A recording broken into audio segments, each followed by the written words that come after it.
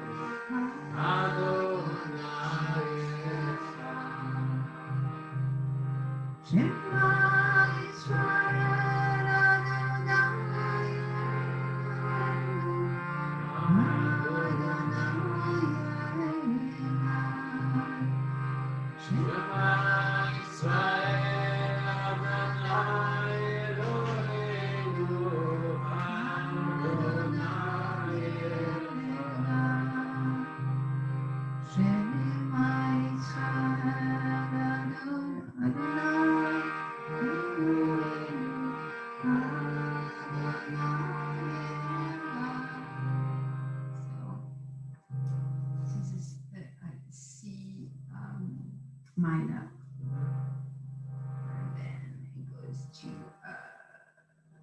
D sharp minor,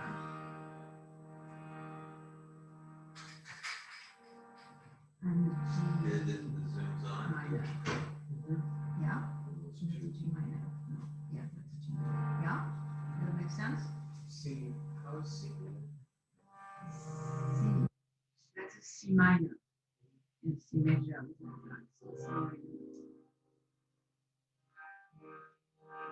D minor.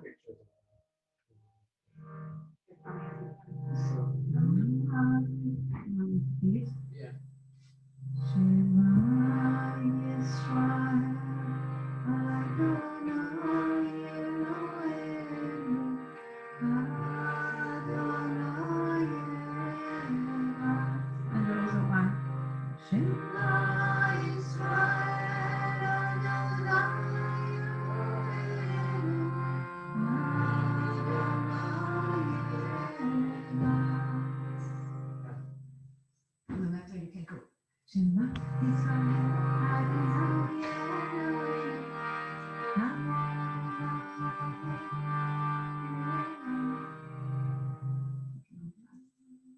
Sounds like we have a new mama mantra here. Nice, beautiful. Mantra. Christ mantra. Om Namo Bhagavate Vasudevaya. Om Namo Bhagavate Vasudevaya. Om Namo Bhagavate Vasudevaya. Om Namo Bhagavate Vasudevaya.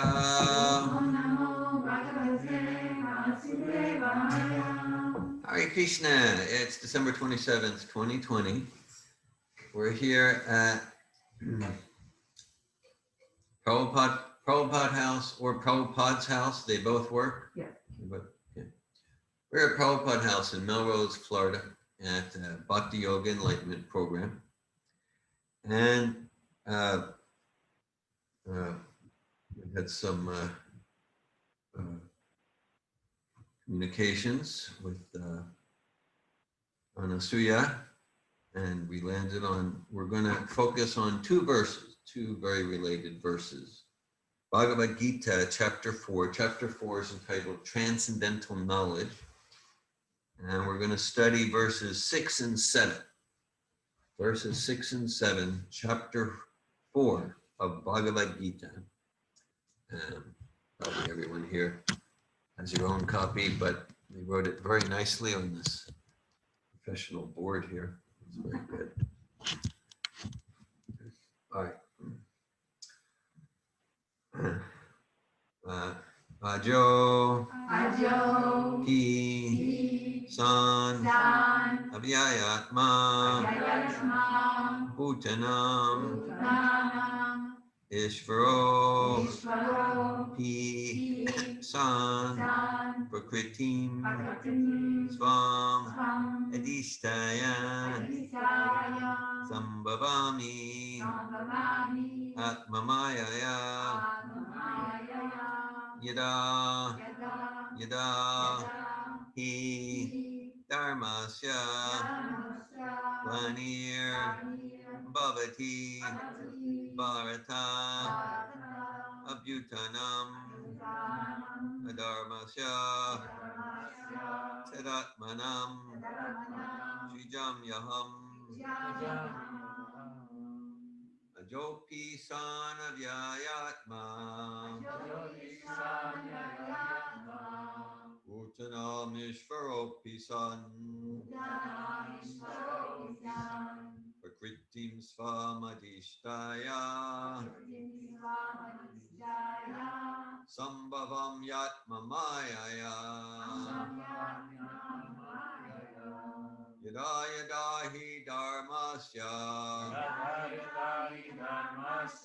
Glanir Bhavati Bharata Bhavati Bharata Abhutanam Dharmasya Dharmasya Tadatmanam Srijam Yaham Tadatmanam Shamyamam Ajopi Sanadvyayatma Jyotishanayatma Uttanam Ishvaropi San Uttanamishvaropisan Kritim Svamadishtaya Prakritinisvamadhisjaya Sambhavam Yatmamayaya Sambhavam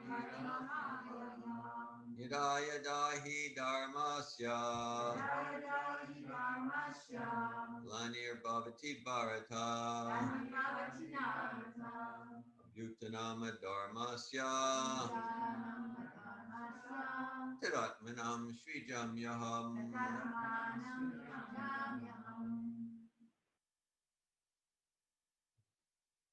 Ajopi sana vyayatma Jopi Sanavayatma Bhutanam Ishvaropi san Uttanam Ishvaropi San Prakatim Svamadhishtaya Pradiktim Svamadishtaya Sambhavami Atmamaya Sambhavatyatmamayaya Yada Yadha Dharmasya Yada Yada Hi Dharmasya Glanirvavati Bharata Glanirvavati Bharata Abhutyanam Dharmasya Uttanam Dharmasya Ratmanam Sujamyaham Tadatmanam Srijam Yaham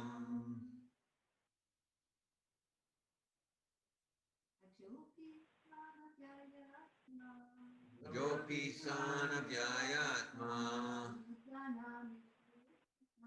Uttanam Ishvaropi San Pratikrim Svamadishtaya Sambhavam Yatmamayaya Yada Yada Hi Dharmasya Glanir Bhavati Bharata Abhutanam Dharmasya Tadatmanam Srijam Yaham Jopi Sanavayatma Uttanam Ishvaropi San Pratikrim Svamadishtaya Sambhavatyatmamayaya Yada Yada Hi Dharmasya Glanir Bhavati Bharata Abhutanam Dharmasya Tadatmanam Srijam Yaham Ajopi Sanadhyayatma Uttanam Ishvaropi San Pradiktim Sananitaya Sambhavam Yatma Mayaya Yada Yada Hi Dharmasya Glanir Bhavati Bharata Amyutanama Dharmasya Tadatmanam Sridham Yaham.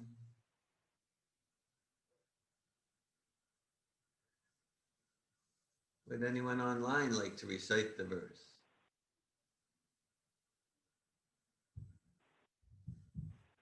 Okay. So I'll read the two translations and then go to Prabhupada's purport. And both of these verses have extensive purports from Srila Prabhupada. So we get to hear a lot directly from Srila Prabhupada. So the translations are, this is Krishna speaking. Although I am unborn and my transcendental body never deteriorates, and although I am the Lord of all sentient beings, I still appear in every millennium in my original transcendental form. Whenever and wherever there is a decline in religious practice, O descendant of Bharata, and a predominant rise of irreligion, at that time I descend myself. Purport, Srila Prabhupada. The Lord has spoken about the peculiarity of his birth. Although he may appear like an ordinary person, he remembers everything of his many, many past births. And births is in quotes, births in quotes. Whereas a common man cannot remember what he has done even a few hours before. If someone is asked what he did exactly at the same time one day earlier, it would be very difficult for a common man to answer immediately. There are some philosophies though. I am God, you are God. Okay, you are, I'm the omniscient, omnipresent, omnipotent personality of Godhead. What were you doing last Saturday at 2 p.m.? Oh my God, I have no clue. Oh, and you check my, well, you remember it because I wasn't there. That's all you remember.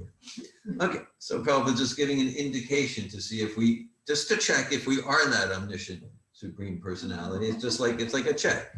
It's like a test. Okay. It would be very difficult for a common man to answer immediately. He would surely have to dredge his memory to recall what he was doing exactly at the same time one day before. And yet, men often dare to claim to be God or Krishna. One should not be misled by such meaningless claims. Then again, the Lord explains his prakriti or his form. Prakriti means nature as well as svarup, or one's own form. The Lord says that he appears in his own body. He does not change his body as the common living entity changes from one body to another. The conditioned soul may have one kind of body in the present birth, but he has a different body in the next birth. In the material world, the living entity has no fixed body, but transmigrates from one body to another. The Lord, however, does not do so. Whenever he appears, he does so in the same original body by his internal potency. In other words, Krishna appears in this material world in his original eternal form, with two hands holding a flute. He appears exactly in his eternal body, uncontaminated by this material world. Although he appears in the same transcendental body and is Lord of the universe, it still appears that he takes his birth like an ordinary living entity. Despite the fact Lord Krishna grows from childhood to boyhood, from boyhood to youth, astonishingly enough, he never ages beyond youth. At the time of the battle of Kurukshetra, he had many grandchildren at home, or in other words, he had sufficiently aged by material calculations. Still, he looked just like a young man, 20 or 25 years old. We never see a picture of Krishna in old age because he never grows old like us, although he is the oldest person in the whole creation, past, present, and future. Neither his body nor his intelligence ever deteriorates or changes. Therefore, it is clear that in spite of his being in the material world, he is the same unborn, eternal form of bliss and knowledge, changeless in his transcendental body and intelligence. Factually, his appearance and disappearance is like the sun's rising, moving before us and then disappearing from our eyesight. When the sun is out of sight, we think that the sun is set. And when the sun is before our eyes, we think that the sun is on the horizon. Actually, the sun is always in its fixed position, but owing to our defective, insufficient senses, we calculate the appearance and disappearance of the sun in the sky. And because his appearance and disappearance are completely different from that of any ordinary common living entity, it is evident that he is eternal, blissful knowledge by his internal potency, and he is never contaminated by material nature. The Vedas also confirm that the Supreme Personality of Godhead is unborn, yet he still appears to take his birth in multi-manifestations. The Vedic supplementary literatures also confirm that even though the Lord is still without change of body. In the Bhagavatam, he appears before his mother as Narayan with 4 hands and the direct decorations of the 6 kinds of full opulences. His appearance in his original eternal form is his causeless mercy, according to the Vishvakosha dictionary. The Lord is conscious of all of his previous appearances and disappearances, but a common living entity forgets everything about his past body as soon as he gets another body. He is the Lord of all living entities because he performs wonderful and superhuman activities while he is on the earth, this earth. Therefore, the Lord is always the same absolute truth and is without differentiation between his form and self, or between his quality and body. A question now may be raised as to why the Lord appears and disappears in this world. This is explained in the next verse. So the next verse, whenever and wherever there's a decline in religious practice, O descendant of Bharata, and a predominant rise of irreligion, at that time I descend myself. And Prabhupada writes, the word Srijami is significant herein. Srijami cannot be used in the sense of creation because according to the previous verse, there is no creation of the Lord's form or body since all of the forms are eternally existent. Therefore, Srijami means that the Lord manifests himself as he is. Although the Lord appears on schedule, namely at the end of Dwapara Yuga of the 28th millennium of the 8th Manu, in one day of Brahma, still he has no obligation to adhere to such rules and regulations because he is completely free to act in many ways at his will. He therefore appears by his own will whenever there is a predominance of irreligiosity and a disappearance of true religion. Principles of religion are laid down in the Vedas, and any discrepancy in the matter of properly executing the rules of the Vedas makes one irreligious. In the Bhagavatam, it is stated that such principles are the laws of the Lord. Only the Lord can manufacture a system of religion. The Vedas are also accepted as originally spoken by the Lord himself to Brahma from within his heart. Therefore, the principles of Dharma or religion are the direct orders of the Supreme Personality of Godhead. Dharmam tu sakshat bhagavat pranitam. These principles are clearly indicated throughout the Bhagavad Gita. The purpose of the Vedas is to establish such principles under the order of the Supreme Lord, and the Lord directly orders at the end of the Gita that the highest principle of religion is to surrender unto him only and nothing more. The Vedic principles push one towards complete surrender unto him, and whenever such principles are disturbed by the demonic, the Lord appears. From the Bhagavatam, we understand that Lord Buddha is the incarnation of Krishna, who appeared when materialism was rampant and materialists were using the pretext of the authority of the Vedas. Although there are certain restrictive rules and regulations regarding animal sacrifice for particular purposes in the Vedas, people of demonic tendencies still took to animal sacrifice without reference to the Vedic principles. Lord Buddha appeared to stop this nonsense and to establish the Vedic principle of nonviolence.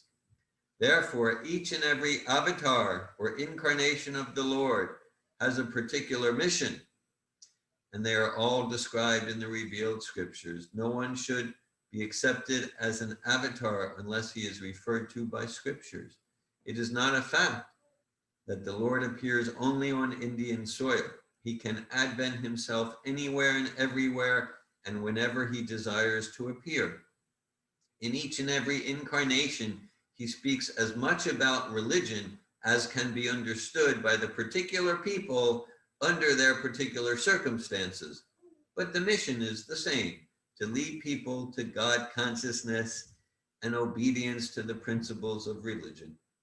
Sometimes he descends personally, and sometimes he sends his bona fide representatives in the form of his son or servant or himself in some disguised form.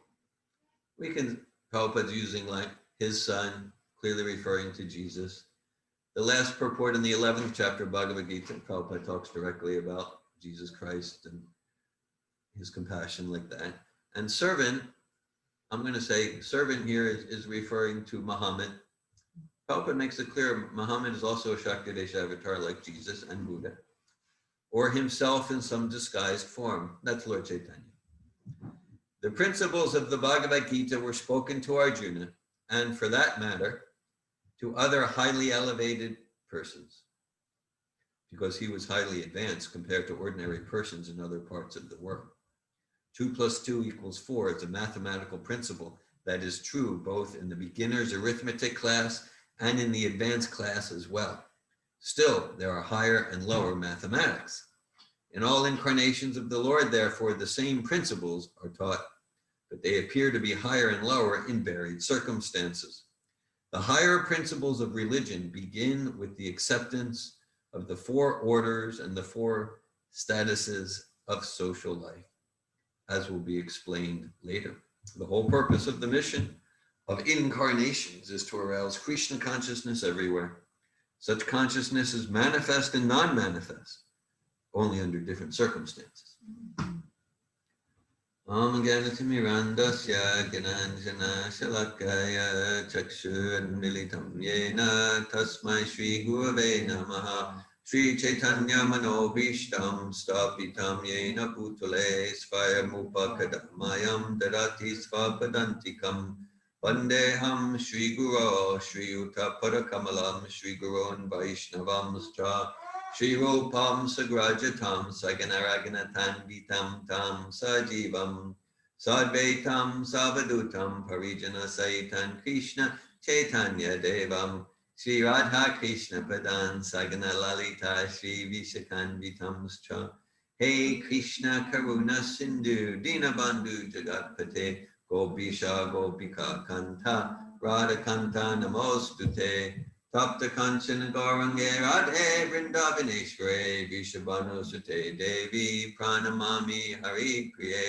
Panchakalpati Yubhyascha Kripa Sindhubhyevacha Patitanan Pavanebhyo Vaishnavebhyo Namo Namaha Jai Shri Krishna Chaitanya Prabhu Nityananda Shri Advaita Gadadhar Shiva Sari Gaura Bhaktavinda Hare Krishna Krishna Krishna Hare Hare Hare Rama Rama Rama Hare Hare Namo Om Vishnu Padaya Krishna Prastaya Bhutale Srimate Bhaktivedanta Swami Niti Namine Namaste Saraswati Deve Gauravani Pracharine Nirvishesha Shunyavadi Paschatya Desha Tarine Jopi San Advyayatma Bhutanam Ishvaropi San Prakritim Svamadishtaya Sambhavam Yat Mamayaya Yada Yadahi Dharmasya Glanir Bhavati Bharata Abhutanam Dharmasya Tadatmanam Shrijam Yaham. Although I am unborn and my transcendental body never deteriorates, and although I am the Lord of all sentient beings, I still appear in every millennium in my original transcendental form. Whenever and wherever there is a decline in religious practice, O descendant of Bharat, and the predominant rise of e-religion, at that time I descend myself. Hare Krishna. Right, so Krishna is establishing the difference between him and Arjuna is representing the living entities, the conditioned living entities, and so This is an essential principle that we, yeah, and it's a principle that I don't know any other philosophy or theology that really integrates it in such completeness and nuance. How we are like God. Like we are spiritual and God is spiritual. We're eternal God. We're Nityanam Chaitanya Chaitanya. We are like God. And we're not exactly the same. There's differences. And we're also different from God. But we're not completely different. Okay, so how are we the same? How are we different? So this is here in Bhagavad Gita. This verse describes that. So one way we're different describes that, like here in conditioned life, that, yeah, okay, what were we doing a few days ago at noon? Who knows? So what Krishna is clearly remembering past Vedaham Samatitani Vartamanani Charjuna Bhavishani Chabutani Mamtaveda Nakashtana. That Krishna is remembering past, present, future. So change of material body, change of body means forgetfulness. We probably all experienced that. So forgetfulness. And okay, and so so Krishna's appearance, that's why Prabhupada puts the word births in quotes. Sometimes Prabhupada will say Krishna's birthday, but technically speaking, it's appearance day. So it's the difference between, well, Natasya Karyam Karanam Chavidyate. Means Krishna has nothing to do. So whatever he does is this term pastime. That's why he chooses to appear. He chooses to appear. He chooses to disappear out of compassion. Just like the warden of the prison or the governor might choose to appear in the prison. Someone without knowledge might see, well, there's the warden and the governor, and they're just like the prisoners who get half an hour in the exercise yard or like that. But no, the warden and governor, they're coming on a mercy mission out of choice. And then the second verse, the Yada Yada Hi Dharmasya, then Krishna explains why he appears, what inspires him, what motivates him. And to the extent that we grab on, to the extent that we latch on to this process, this transcendental process of bhakti yoga, then we also live in get to use transformative communication language. To the extent that we rejuvenate our original transcendental activities, transcendental life, then we're also not forced by material desire, by material modes of nature to forced to take birth. Then our activities also move towards the get to. So in conditioned life, so the idea is like, for the pure devotee or for Krishna, God himself, there's not this forced transmigration of the soul. So this is it's a Christmas special program. All right. And so these verses refer to Jesus. And so it's like looking at the spirit of Christmas, looking at, okay, what's the oneness in these verses? What's the oneness that is shared? And so this is universal, and also these universal principles. Also, when I came to Krishna consciousness, that I got, okay, these are principles that give me a philosophical foundation on which I can understand how all paths, all religions are one, all religions, all paths are the same. So we have a philosophical foundation to understand how that's true. How all genuine paths lead to the same place. and then also a philosophical foundation to make distinctions about no, this process, these activities, that's going to lead me to further alienation, So, Hinosmin yatadehe komaram yovanam jarata tadehantara prapti dirasta chanamuyati. As the embodied soul continually passes in this body from childhood to youth to old age, the soul similarly passes into another body at the time of death. So that's the principle. Now, sometimes we hear, including a lot from Christians, that like, well, I don't believe in that. I don't believe in that reincarnation. I believe after you die, you go to heaven or hell.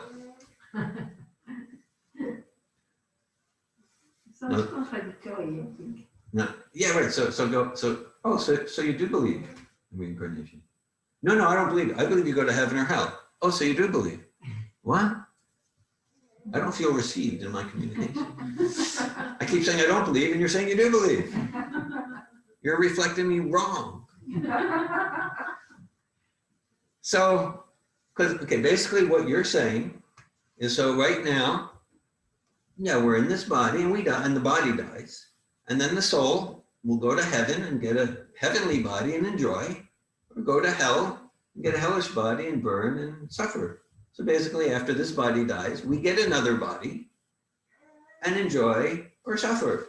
So, yeah, that's what the Vedas are saying. There's just more nuance. But essentially, that's it in a simplistic sense. Now, the Vedas have, it's not just heaven or hell, but essentially, there's 8,400,000 species, 14 planetary systems. This is just one universe.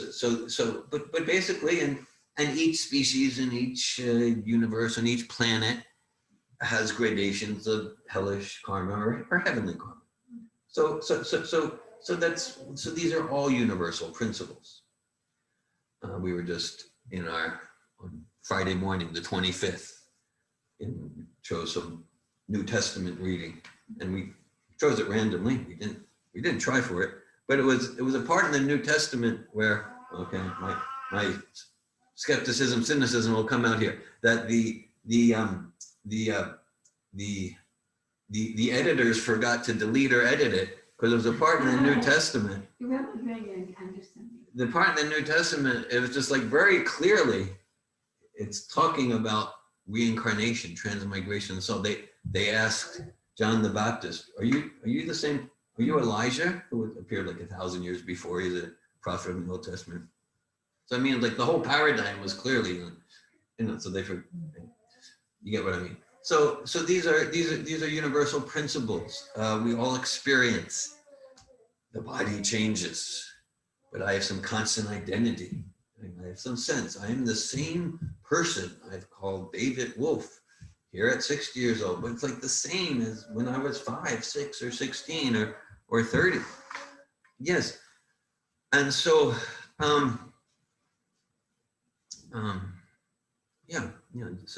so that's why Prabhupada uses this term, science of self-realization. Science means, like, he gives the example, 2 + 2 is 4.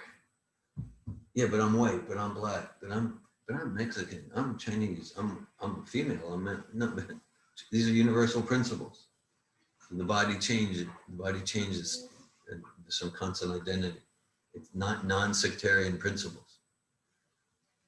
Now, some of you have heard me tell this, but since we're speaking on this verse, I cannot avoid telling this story from he's clapping. Haifa. Haifa, yeah, so it's not just Israel, it's your hometown. Yes, it It's is. Ramachandra's hometown. It's my old neighborhood. Yes, and so we had a Sankirtan house in Ramachandra's old neighborhood in the Hadar. And we used to take japa walks at the municipality, which is like right next door. And we would go out, and after we discovered Arab villages, sometimes we would travel an hour 15. Sometimes we would take road trips to the Golan Heights. And but we had heard for months, even a year, we had heard that there's this Arab, where we were living was mostly an Arab neighborhood in Haifa, but lots of Jews too and things like that. But anyway, where we were living, we heard that on top of Haifa, that in the Carmel area, there's kind of like this intense Arab neighborhood called Kababir.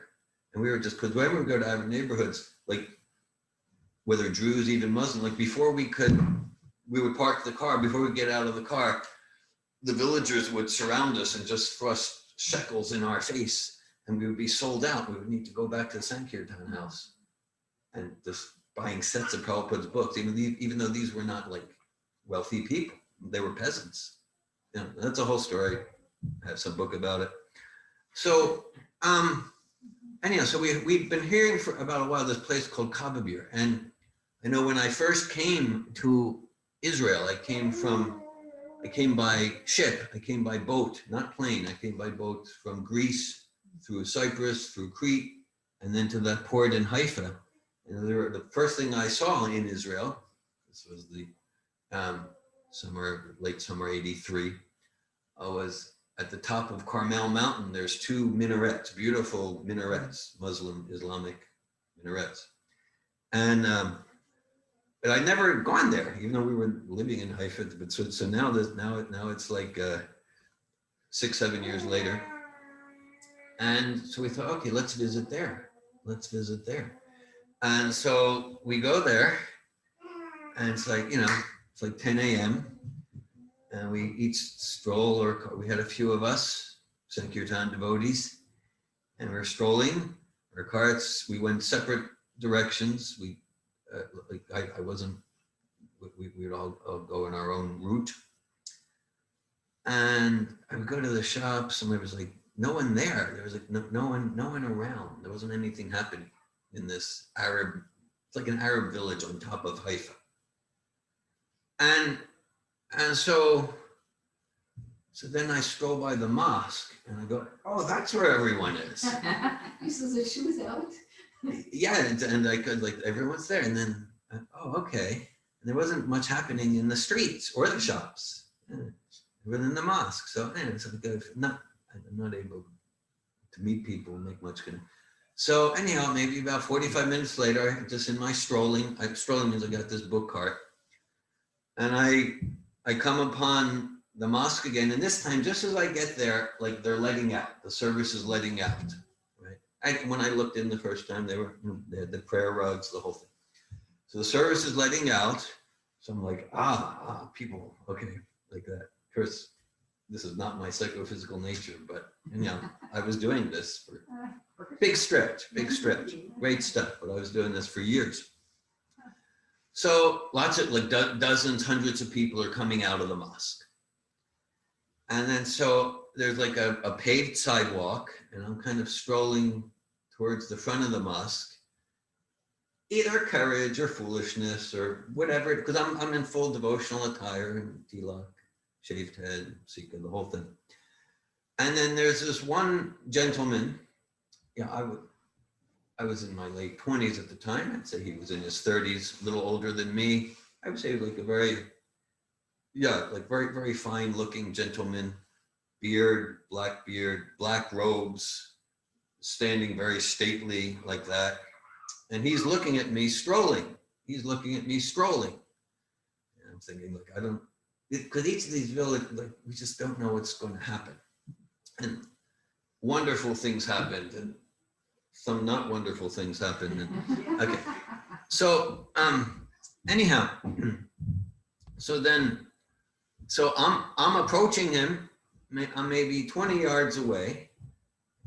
I'm in my dhoti and kurta, and he's looking at me, just looking very intently at me. And then as I look up, and then he looks at me, and he says, Yada yada dharmasya glanir bhavati bharata bhutanam dharmasya tadatmanam shrijam yam. So just another surreal experience in Middle East Sankirtan. Because the whole idea was, because I had mostly Hebrew books, we did have an Arab Gita, translated by Ravanari Das, who's a native Palestinian. before joining Prabhupada's movement, he identified himself as a terrorist. Anyway, Nice. yeah. Okay.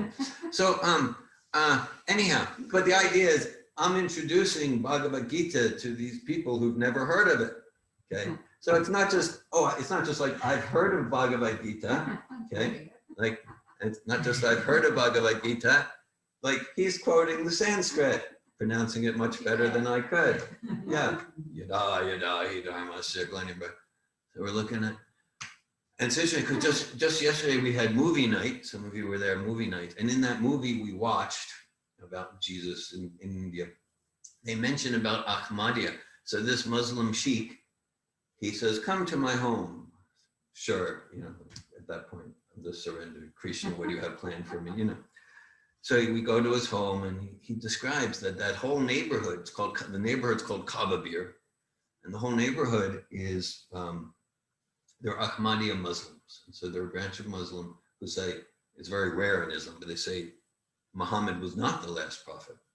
There's a descendant called Ahmad, and Ahmad appeared like in India, maybe early 1800s. So this is the Ahmadiyya Muslims, and they follow them, and they got a whole lot of Krishna in there. They got a whole lot of Krishna in their flavor of Islam. They got Bhagavad Gita? They're very familiar with Bhagavad Gita. Yeah. And well, just to go into those whole years, we would yeah, we in the Golan Heights, Golan Heights it's actually with Syria, but now it's called occupied territory. Anyhow, so there's different villages there. One Muslim village we went in, and these were the Alawites. Every house, Muslim village, every house, big picture of Jesus. Nice. Okay. And yeah, in that same village, and they accepted transmigration of soul. Of course, there's the Druze. So they accept, but they got the Bhagavad Gita. Yeah, this isn't about like join something. It's about these are universal principles. And apply these principles to our lives, we'll be better Muslims. If I apply these principles to our life, we'll be better Hare Krishna. We'll be better Hare Krishna. Even that, yeah. Better Jews, right? Like better secularists, better atheists. Right? These are universal principles, and so. Krishna, God, appears, he comes to us directly or through incarnations or through pure devotees, what's called an empowered incarnation, especially empowered to share love of God, like Jesus, Buddha, Muhammad, Srila Prabhupada. These are Shakti Vaisha avatars. And then Prabhupada, and this was another thing, like, I'd never heard this till I came to Prabhupada's teachings. And just like so obvious that the supreme entity, God, Krishna, Allah, Adonai, Elohim, whatever you want to call it, Jesus, they teach according to time and circumstance. Just like a good educator would do, right? Oh yeah, this child, if you just make eye contact, they really respond well. This child, get him playing and having fun, and then they absorb the math. All right? I mean, just like, it's empathy. So you would think that God would be like top level educator. You would think. So that's what's happening. That's what's happening. So that's why the details might be different. And the essence is always the same. Meeting people, individuals or groups where they're at, and supporting, encouraging, maybe challenging them to move forward from wherever we're at, maybe from deep ignorance to some passion, towards goodness, towards pure love of God. And even in the Vedic tradition, Lord Shiva, who's also a sort of, he's called a guna avatar. Lord Shiva, he appeared, it's described in the Padma Purana, he appeared as Shankaracharya, and he preached. He taught very powerfully monism. He taught monism because there was a need for that. we won't go, we've gone into that over the years at different times, but there was a need to teach that the ultimate is undifferentiated oneness. But Shiva could not resist his deepest nature. And so sometimes he would just come out with songs like Jagannath Priya Astakam, Jagannatha Swami Nayana Patagami Baba to me. And on his deathbed as Shankaracharya, he's saying, Bhaja Govinda, Bhaja Govinda, Bhaja Govinda Mudamate. Oh, my dear disciples, you're such fools. Just worship Govinda, give up your word jugglery and things like, give up all your grammatical tricks. Just chant Hare Krishna. So Jesus came, and particular people in the desert at that time. And so he is a pure devotee of God. His very existence is transformational, and he shared, he inspired sattvic living, God consciousness. Yeah. And so that's the principle. And also, it's like so many principles like that, like till then, of just, are you this religion or that religion? Just like, this is so uninteresting. So it's just like, yeah, like what process are you following? What's the result? What's your realization? What's in your heart? Okay, so this is captivating. So whether it's Jesus or any inspired soul in connection with self and God, then it's actually alive with transcendental knowledge. It's not about what group do you belong to. And so these even, okay, Prabhupada gives the mathematics example to expand it a bit. Just like, okay, so a teacher will teach to the first graders 2 + 2 is 4. And they'll teach to the college student integral calculus, how to calculate the area beneath the curve. So the goal is always the same, meet them where they're at. But wherever you're at, I'm going to inspire you to deepen your knowledge of math. Okay? All right. Okay. And then even sometimes, because we can look at like the Buddha, he taught some wrong philosophy. He taught Buddhism. Okay? And he had a reason for doing it. It says, Bhagavatam described Buddha as a Shakti-based incarnation, like Prabhupada, like Jesus. Okay, so we go like, okay, so at some point, the teacher might go, okay, now we're gonna learn subtraction. So you can subtract a smaller number from a larger number, like 4 - 3 = 1. You can't subtract a larger number from a smaller number, okay? And okay, so then maybe, I don't know, when they get to 3rd grade or whatever, then it might be, it's like, okay, now we're going to learn about something called negative numbers. So now you can subtract a larger number from, so 3 - 4, that's -1. So the kid could say, No way. 2 years ago, did you lie to me? It's not like I lied to you, just like, because I want you to focus in and not to get distracted. So I presented that, yeah, like in 1st grade, that's the way we present it, just to focus in that you get how to subtract smaller numbers from larger numbers. Okay. And so, okay, so commonly, so what is this?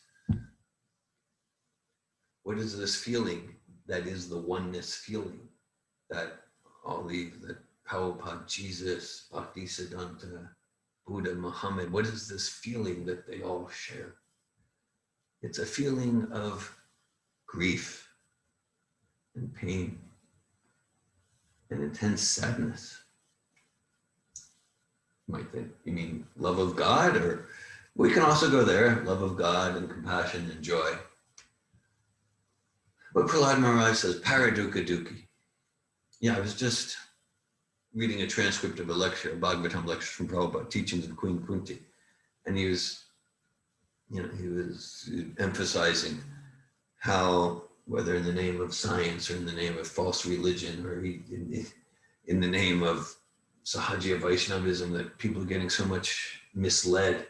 And Prabhupada he says, I feel so much grief about this. I feel so I'm trying to train you.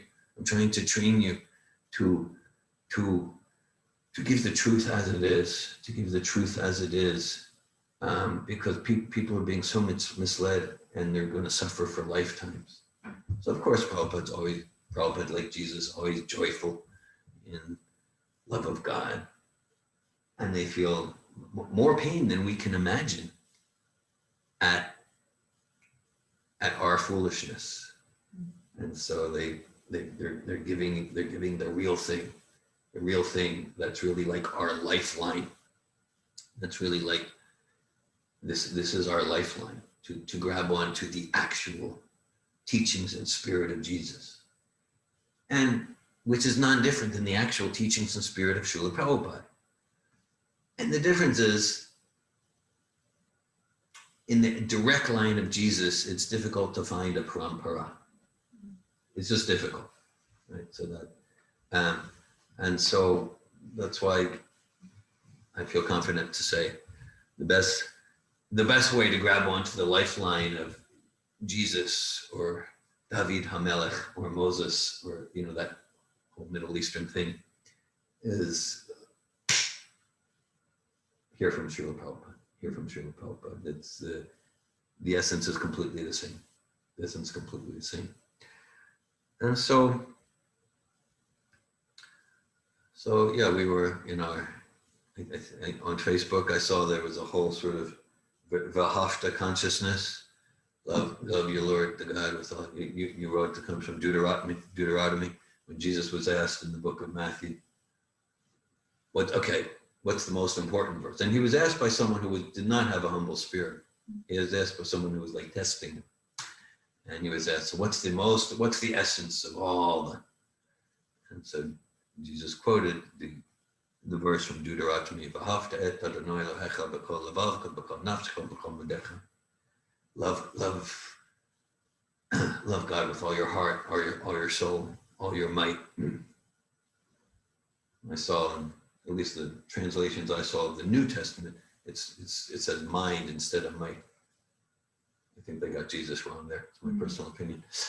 So manmana, yeah. So it's valid. Mind is valid too. I know in the Hebrew it says might, so maybe Jesus did replace it with mind. He could have. He could have. It's valid. What's that? Based on the study of the Bible. Maybe, yeah, manmana bhava man. Fix your mind always on me. So that's the that's the commonality, that's the oneness, meeting us where we're at and bringing us towards heartfelt, loving devotion to God, manifested as devotional service. It's a very active process. The essence of what Jesus gave is not be good and go to heaven. But that's the thing, like if we're not ready for that pure devotional service, then there are standards, whether in Christian, Jewish, Buddhist tradition, or Vaishnava tradition. Okay, at least come follow some Sattvic principles, and that's good too.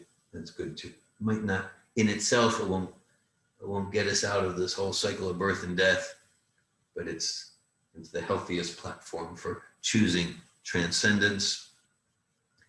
And and then a theme here in these purports, especially 4.6,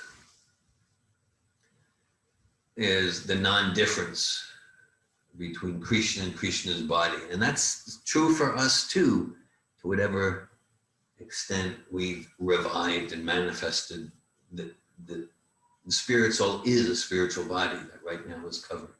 And through Bhakti Yoga, whether in the line of Jesus or Prabhupada or Muhammad, we develop, we manifest, we revive our original spiritual body. It's not something newly created at a point in time. And and so this is a key point, that with talking about God or God's pure devotees, so that their identity, and Prabhupada words it wonderfully here, his quality and his body, name, form, pastimes, they're non-different from the person. They're non-different from the person. And so we chant the name of Jesus. Jesus is present. We chant the name of Prabhupada. Prabhupada is present. Even if we say Jesus? What's that? Even if we say Jesus? Jesus. Yeah. Oh, you're getting into a technical point that there's no J in the, that in the time of Jesus, no one called him Jesus. Okay, well, you're getting into a technical point. No, it's not technical about that. Yeah. But is it like, if I'm sincerely calling on the personality, even if I get their name wrong, they're present in that? I'm not speaking about the Actually, yeah. necessarily that. Yeah, well, just like, you know, I chant Hare Krishna with the Philadelphia accent. Mm-hmm. Right. So Krishna is looking at the sincerity, and someone might chant it with a French accent, Chinese accent. He's not looking for perfect, he is looking for sincerity of heart. Prabhupada's looking for sincerity of heart. There's one where Prabhupada, actually in the Arab villages, they would say Prabhupada. They don't have a P like that, but I know that Prabhupada was appreciating their sincerity. And he was present in that name.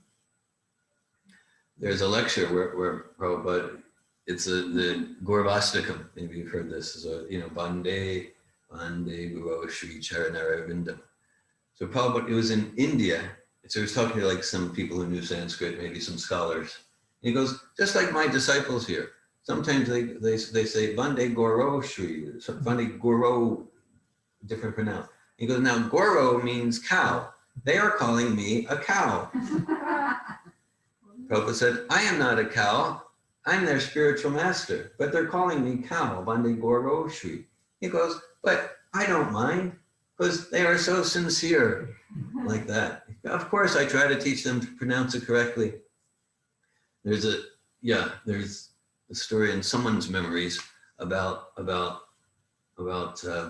Jayananda, and Prabhupada was so affectionate to Jayananda. He joined like early '67, San Francisco, taxi driver. And anyhow, Prabhupada said, because Jayananda died around 76, 77, leukemia or cancer. Okay, and then Prabhupada said he went back to God. He was always he's known as such a humble devotee and like that. But someone, maybe it's Jayananda himself, or maybe someone sharing what Jayananda shared with him, that when Jayananda got Brahmin initiation, and Prabhupada was showing him how to chant the Gayatri mantras, which is supposed to be more connected with pronunciation than the Hare Krishna Maha Mantra. And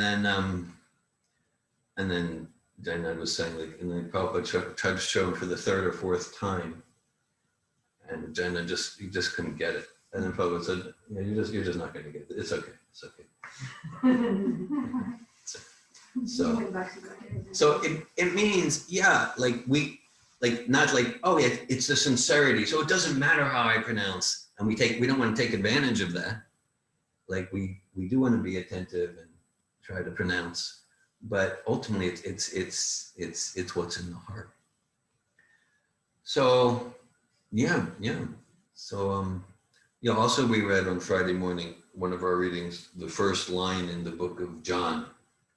Right? In the beginning was the Word, and the Word was God. So I don't know. It's like if someone, I don't know. I understand what that means through Srila Prabhupada. Right? We get so much that the Word was God. What's that mean? It means that God's name. That's so Bhagavad Gita. It's so Srimad Bhagavatam. And so this is, whether it's Jesus's teachings, hallowed be thy name. We would have programs, just like now, maybe in this program, we'll chant Japa soon or something. We would do programs in different Muslim villages and kirtan, and then we would show them, we would take out japa beads, and then we chant God's names. And everyone there, they would take out their masbaha, So every tradition, even including the Buddhist tradition, every bona fide tradition, chant the names of God. Okay, you don't prefer Hare Krishna Maha Mantra, chant the Shema, chant the B'Havtat Adonai Elohecha B'Kol. But somehow or other chant the names of God. You can see Prabhupada, and like he'll give Hare Krishna Maha Mantra, but you can see it. But if someone is like particularly enthusiastic about a particular, then yes, chant the names of God in your tradition. So this is the oneness. This is the spirit, and chanting the names of God, engaging in bhakti, pure devotional service. And so, well, I'm not ready for that. Okay, then at least let's try to follow someone who is doing it, like Srila Prabhupada or Jesus. And we can see also that this Christmas spirit of Jesus, spirit of Prabhupada, that it's also about sharing. There's no miserly mentality. It's also about, it's like their life. We don't want to imitate them. At the same time, sharing, right, this entire Prabhupada House project. It's about sharing the spirit of Christmas all year round. Hare Krishna. Ajo pisan abhyayat mam bhutana mishro pisan pratikting swam madishtaya sambhavam yatma mayaya yada yada hi dharmasya glanir bhavati bharata abhutanam dharmasya tiratmanam srijamyaham. Although I am unborn and my transcendental body never deteriorates, and although I am the Lord of all sentient beings, I still appear in every millennium in my original transcendental form. Whenever and wherever there is a decline in religious practice, O descendant of Bharat, and a predominant rise of your religion, at that time I descend myself. Hare Krishna, thank you. I welcome any comments or questions at this time.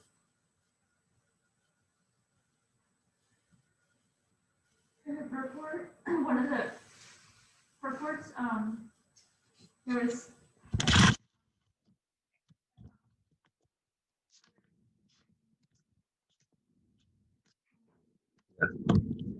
as himself, the son, Yeah. the servant, and something else. Yeah, This or some disguised form. Lord Chaitanya is a disguised form. Yeah. Okay, and you had said that you believe that servant was maybe speaking of Muhammad. Muhammad, yeah. Like in Islam, the term is Abdallah. Abdallah, which means, actually the way I heard it translated is slave of Allah, but more generously, more softly, servant of Allah. So that's like the term you hear, so much, that we're all Abdallah, we're all servants of God. So I'm not saying like I have the monopoly on understanding what Prabhupada, but I feel sure that that's at least, that Muhammad is at least in there when Prabhupada uses the word servant in that sense. Because he's the son, clearly refers to Jesus, disguised form, clearly Lord Chaitanya. So servant, that's very Muslim, very Muslim. Did Srila Prabhupada study the Bible and other scriptures? Srila Prabhupada? Well, to some extent, for sure. Like he didn't become. The Quran is all scripture. Well, he was educated in the British system in the early 1900s. He went to British college. Okay. Yeah, I mean, I wouldn't say that like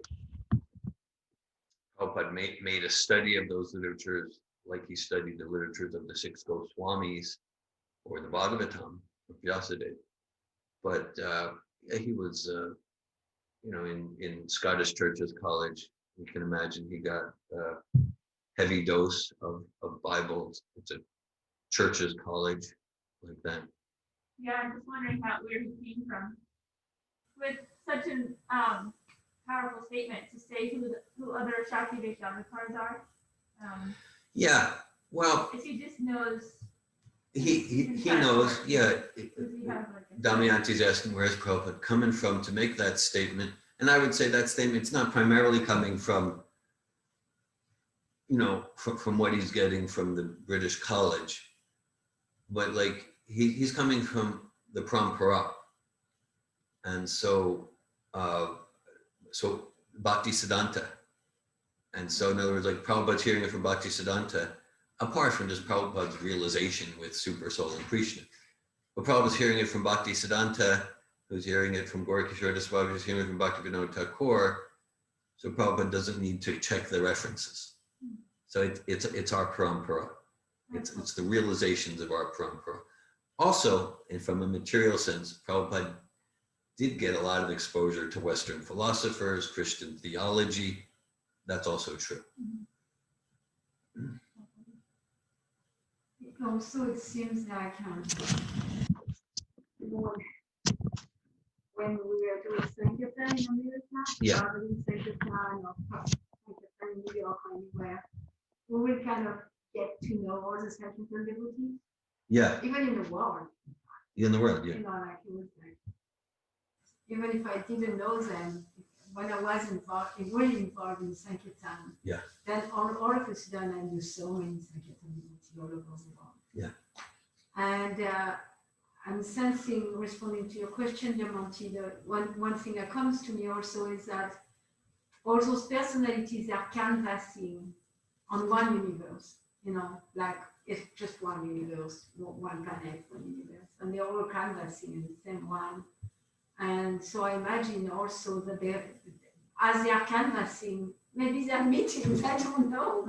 But, I imagine that they are just so involved in like, okay, what do we do to save those conditioned souls that are so fallen? Okay, you go there at that time, and I go there at that time. That's my contribution. Like that there is something beyond even teaching. Like, yeah, Prabhupada says that sometime about the canvassing or those Sankirtan devotee really. Yes, I can.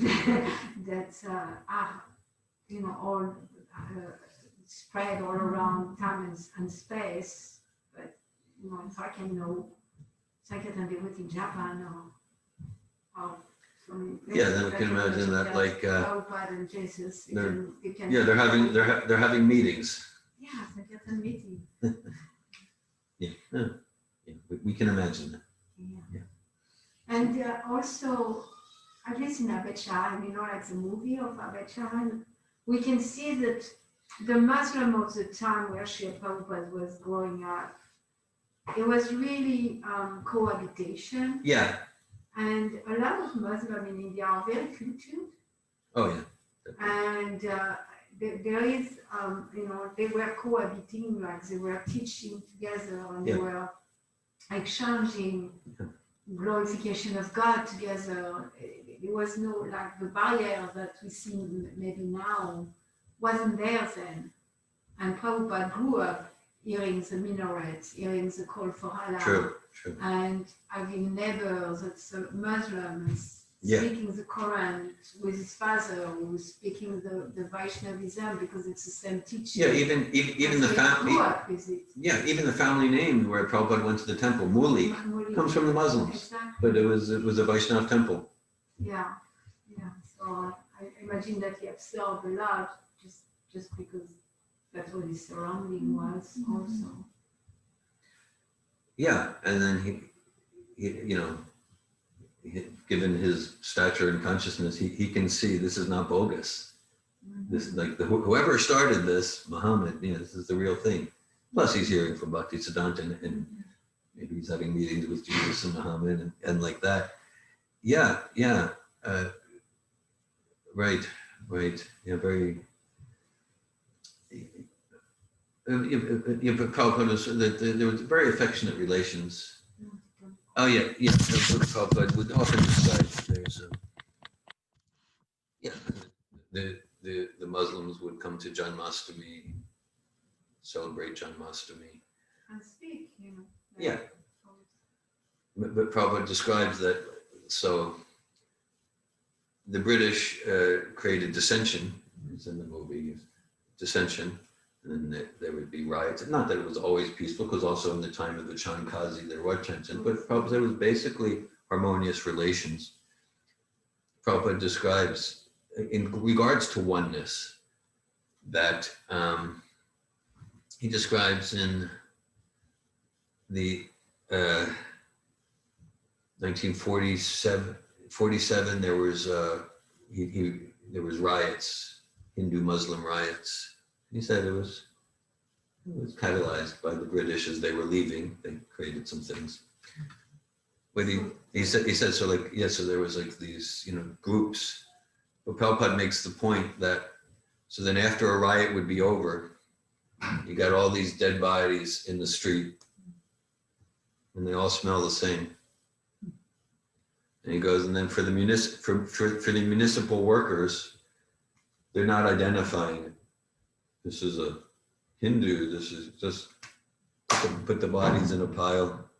And he goes, it's a real experience he had. And so he uses that to illustrate the falsity of all these temporary designations, especially in the name of religion. Ramachandra. Yeah, diversity or something. What happened? I don't see It's anything. all black. Or maybe it was.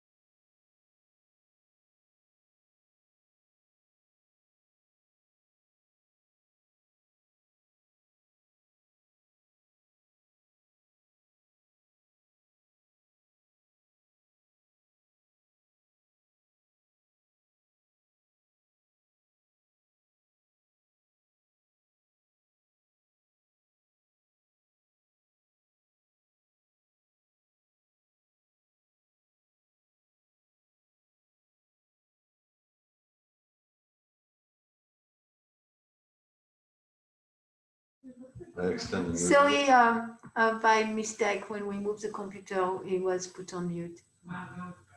Hare Okay, Krishna. great. Hare Krishna, thank you. Hare Krishna. So Ramachandra asked, like, well, if one is following Jesus as their spiritual master or Muhammad, then can they switch to Prabhupada, or is it interchangeable? Well, you know, I mean, I can speak as what I understand about principles. As far as individuals, you know, I don't know everyone's path. I don't know their heart. You know, I guess a part of me, a big part of me thinks like if someone's sincerely following Jesus, then like Jesus is going to guide them. Like, yeah, go to A.C. Bhaktivedanta Swami. Yeah, if you want to connect with me in this day and age, go to AC. But, you know, it's not for me to say that every sincere follower of Jesus will get that guidance. But I imagine, I know for sure, because not me, I didn't have any meaningful connection with Jesus before I came to Prabhupada's movement. But there's so many devotees who say, maybe some are in this room, who say that they really prayed to Jesus sincerely, and then they got one of Prabhupada's books. And so I know that that's a fact. Yeah, and so I would think that, you know, we'll guide them, because that's why we said Prabhupada is, if he's not the current link, he at least is a current link to fully available. Otherwise, if someone's connected with the sincere, pure devotee, then they're good. And exactly how that pure devotee will co-create with them their advancement in billions of cases, you know, it's not for me to say. We know it's definitely not a mistake if they do come to Prabhupada. We know that all the pure devotees are pleased if they do come to Prabhupada.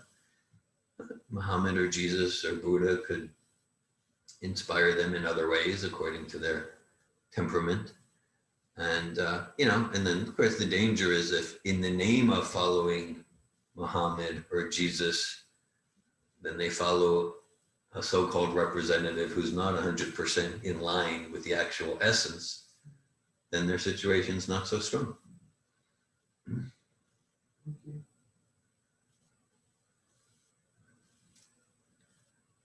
Hello, Michelle Spencer. Yep, that's Michelle. Yeah. Is she on? She's on. Hi. Say hi. Hello, Michelle. Michelle, thank you for joining us. Did you have a question for dear Govinda? She came on just about 30 seconds ago. 30 seconds ago. Okay, welcome. Do you have a question? I mean,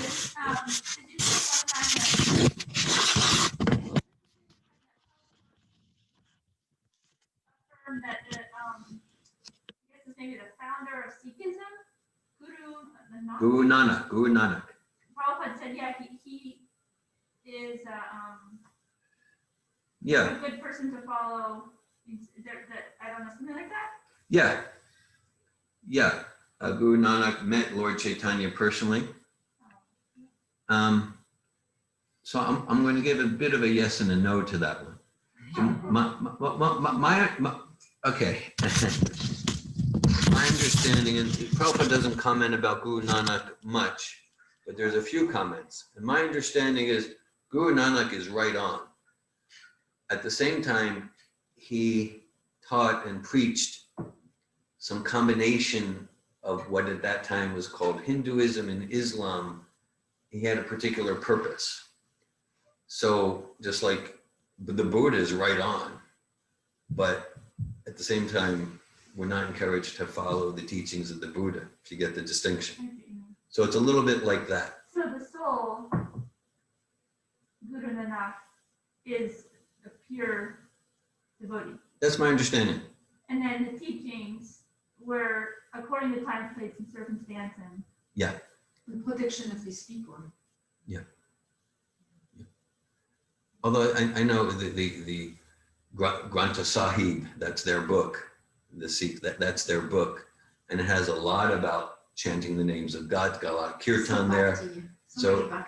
So there's a lot of the teachings themselves are right on, but maybe not all of them because it was time and circumstance, like the Buddha.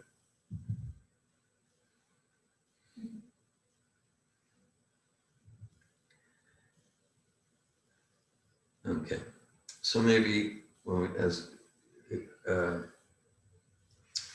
we can close this part of the program, maybe let's chant these beautiful verses one more time. Adopi san avyayatma bhutanam ishvaropi san pratiktim svam adistaya sambhavam yatma mayaya yada yada hi dharmasya glanir bhavati bharata abhutanam dharmasya tadatmanam padamyaham. Hare Krishna. Thank you all. Bhagavad Gita ki jai. Srila Prabhupada ki jai. Jai. Lord Jesus ki jai. Isha. Isha Putra, Yeshua.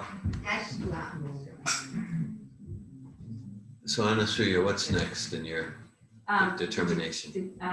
Well, Want to do a round of japa or? we do want to do a round of japa. I was wondering if, would you mind, I'll typing explain in? Yes, and Oh, yes, okay. that'd be nice. Okay. Do you have, we could show it on the screen, like a picture of it, or on chat or something?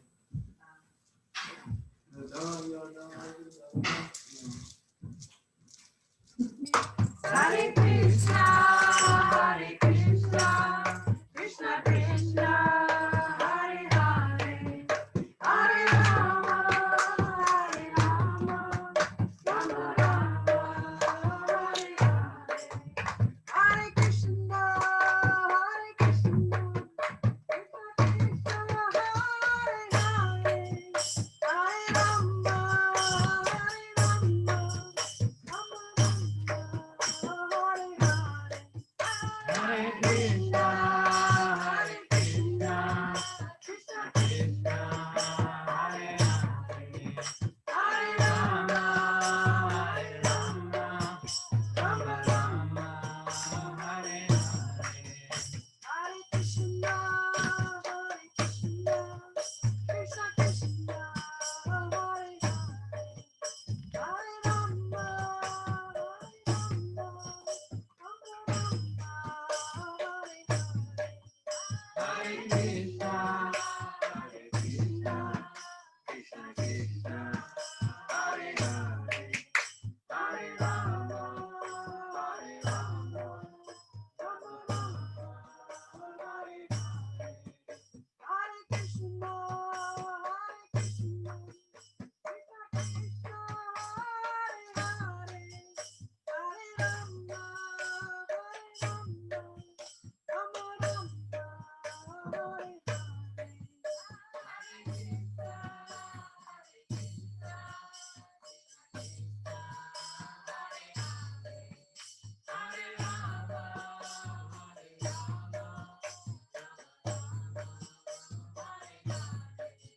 Hare Krishna, Hare Krishna, Krishna Krishna, Hare Hare, Hare Rama, Hare Rama, Rama Rama, Hare Hare. Hare Krishna, Hare Krishna, Krishna Krishna, Hare Hare, Hare Rama, Hare Rama, Rama Rama, Hare Hare.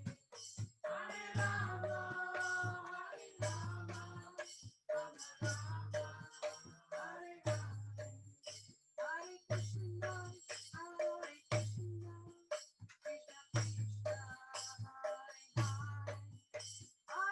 Krishna,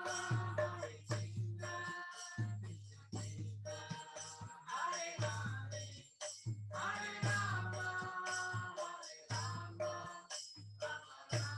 Rama, Hare Hare. Hare Krishna, Hare Krishna, Krishna Krishna, Hare Hare, Hare Rama, Hare Rama, Rama Rama, Hare Hare. Hare Krishna, Hare Krishna, Krishna Krishna, Hare Hare, Hare Rama, Hare Rama, Rama Rama, Hare Hare. Hare Krishna, Hare Krishna, Krishna Krishna, Hare Hare, Hare Rama, Hare Rama,